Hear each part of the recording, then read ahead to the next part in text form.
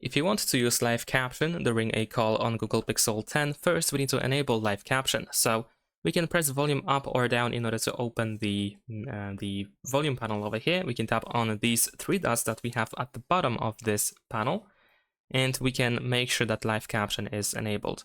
As you can see here, we have live caption. We can enable caption call. We can tap over here, and there we go. Here we have the screen where we have the caption, whatever the person will say to us during the call, it will be converted into the text. We can also tap on this keyboard in order to write our message, and it will be converted into a speech for the other person. Besides that, you might want to add, for example, the live caption option to quick settings.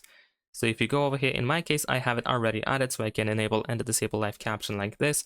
In your case, if you don't have the live caption button, you can tap on this pen icon on the right side, and you should be able to find it somewhere over here. It is in System Apps here, so you can make sure that it is added to the quick settings if you want to, of course. And that's pretty much it. Thanks for watching, leave a like and subscribe.